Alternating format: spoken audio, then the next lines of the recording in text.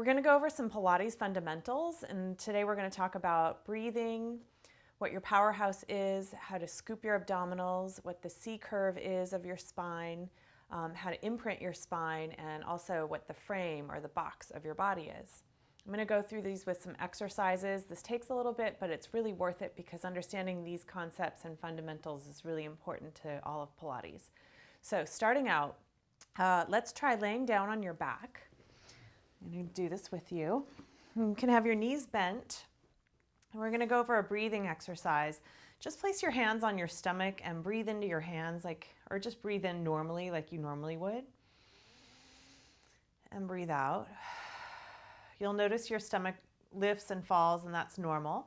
Now you're going to take your hands below your lower back, so way down on your lower back, just above your hips, and just slide your fingers underneath you, and then let your back lay on your hands.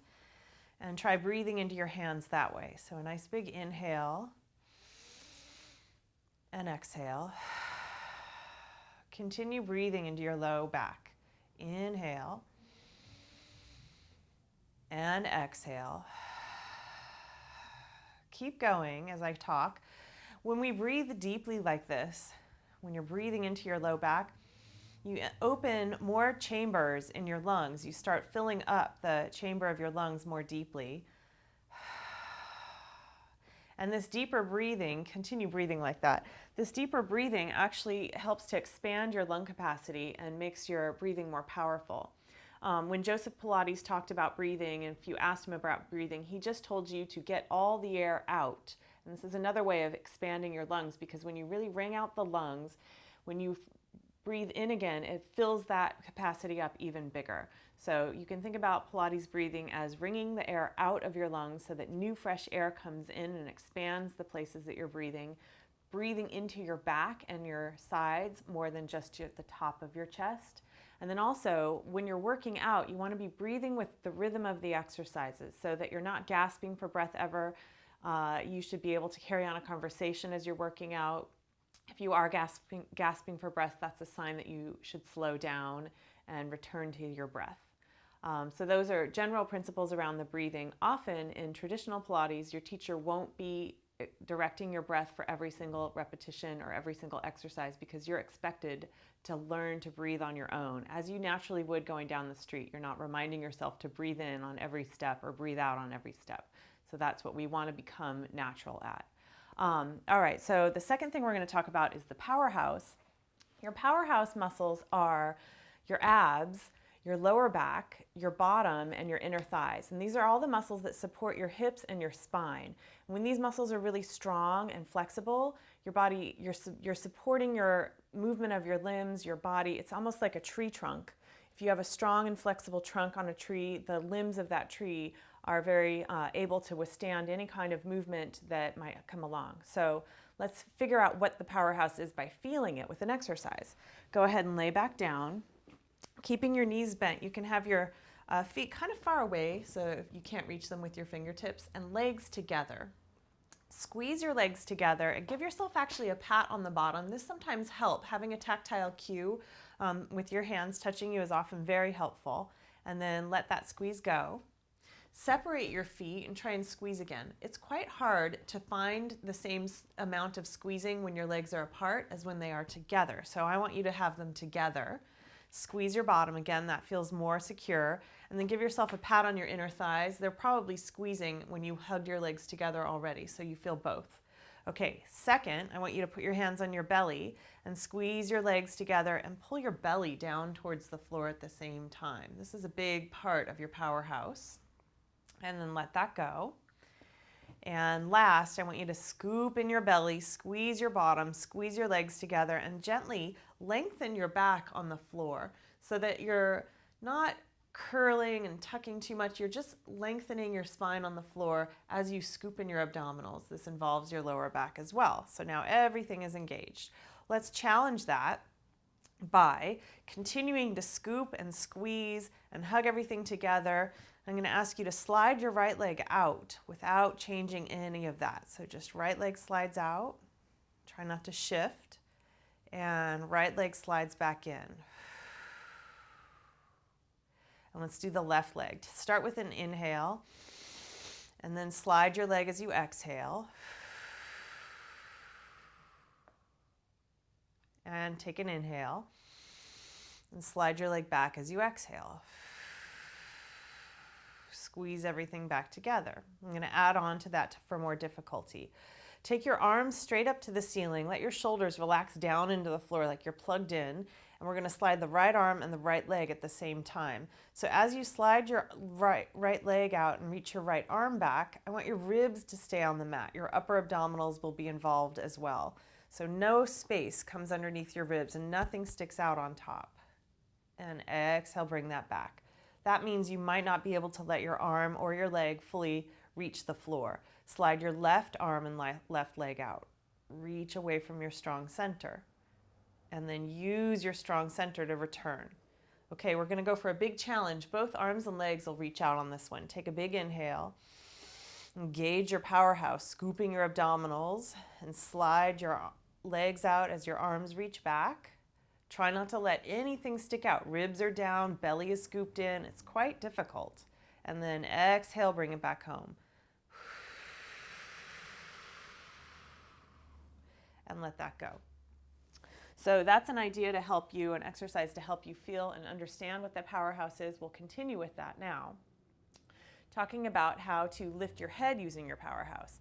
The muscles of our neck are quite small and thin, and they get strong quickly, and Pilates will really help strengthen them, but figuring out how to connect to your powerhouse when you're lifting your head is often difficult at first. So when you're laying down and we start practicing lifting the head, you might feel some strain here in your neck, or it might get tired very quickly. And if that happens, I want you to just put your head down and continue whatever exercise you were doing. So say if we were doing the 100 and you begin by lifting your head up, and you can manage this for a little bit, and then, your neck starts to hurt, it's okay to put your head down, continue pumping, finishing the exercise, and then perhaps even lifting your head if it starts to feel possible again. Okay, so that's the concept that you're first going to keep in mind whenever you're working through the curling up.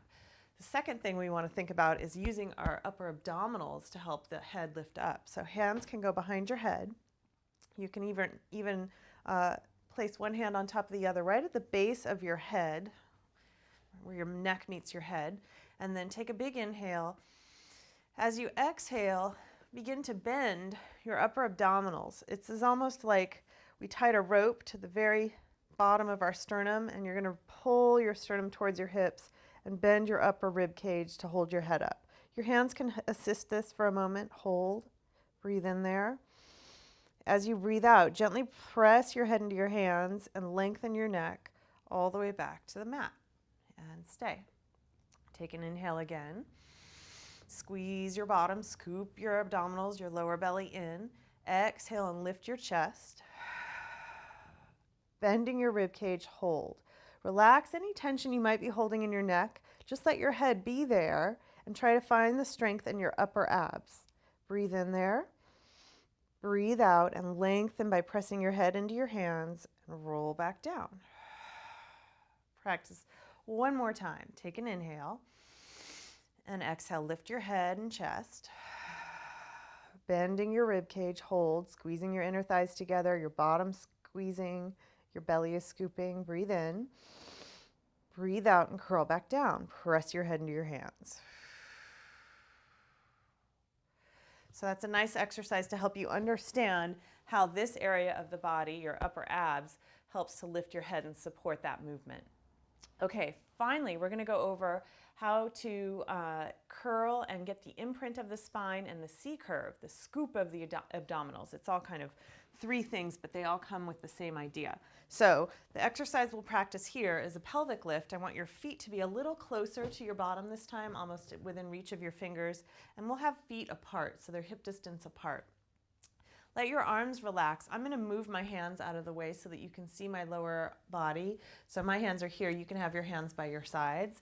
We'll take an inhale here, and as you exhale, tilt your hips towards your nose so that if you had a bucket on your pelvis, you're going to spill the bucket onto your chest. So all the water is going to come onto your chest as you tilt your hips. It's a very small tilt, and you'll feel your feet get heavy, and your lower back will get a little more heavy as your hips start to tilt up.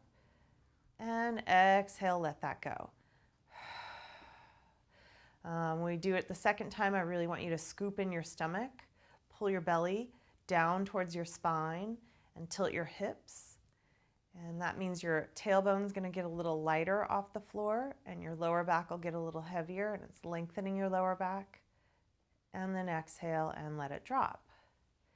And we'll do that one more time. The tilt of the hips begins to articulate your spine. So we're articulating our hip joint, and that starts to bend one vertebra at a time. And I want you to come a little higher this time so that you're starting to curl your tail off the floor. And then one vertebra at a time, curl back down. So what you'll start to feel and notice is that your spine lays longer and flatter on the floor as we make this imprinting motion, this curling and scooping motion. So I'm going to scoop out my abdominals, almost like I took an ice cream scoop to them, tilt my hips, and this creates the letter C in my back. So I'm starting to curl my back like a letter C. And we'll do this in many different positions. We'll do an exercise called spine stretch forward. Curl up a little higher this time. See if you can come up a little more. Now just to where your rib cage starts. So right at the bottom of your rib cage, I want you to hold right there and try and get your tail to curl even more towards your face. Hold, and then curl all the way back down, one vertebra at a time, articulating your spine. The articulation of your spine is really important. We'll do one more time. Slowly tuck your tail towards your nose, and one vertebra at a time, curling off the floor, lengthening just to your rib cage, so you're not going to come up all the way. Breathe in there. And breathe out and curl down, one vertebra at a time. And let your hips rest. And that's a nice way to start to feel this movement.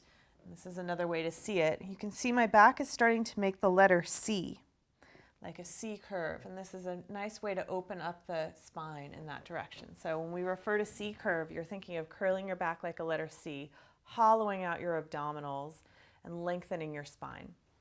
Okay, the last thing I want to talk about today is the frame of your body. Joseph Pilates liked you to understand that there was a frame between your two hips, your two shoulders, and then it's connected. And this makes it like a rectangular box. In many exercises, we want to keep that box aligned. So I'll show you what that means with a side kick. Laying down on your right side, you can lay your head on your arm or prop your head up, whichever is feeling good for you. Place your other arm in front of your hips and make sure that your hips are stacked one on top of the other. And then your shoulders are stacked one on top of the other. And you'll be able to see that if you just look around. Good, and place your arm right there. Now if you lean your hip right into your arm, you'll see that your arm is straight up and down. I'm going to have you move your leg. Keep your arm exactly where it is and stretch your top leg back behind you. Now when this top leg goes behind, sometimes our top hip will want to follow along and fall away from it. You can see now my hip went away by itself. I want your hips to stay aligned so that the frame of the hips, this box, is still square.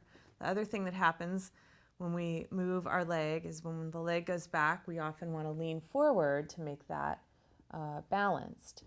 Instead, I want you to keep your shoulders stacked and your hips both stacked so that that frame stays still. And now when you move your leg forward and back, pull your powerhouse in so that all stays aligned. In some cases, it's okay for there's some movement to happen. Sometimes we sacrifice a little bit of movement so that we don't hold too much tension. There are many ways to do it, but ultimately it would be great if your shoulders and hips are stacked in that type of an exercise.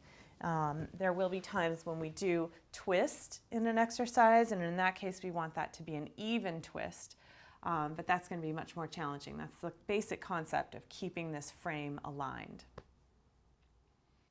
These are some of the fundamentals of Pilates, and you're going to find these concepts coming up again and again throughout your workout, so come back to this whenever you need a little reminder.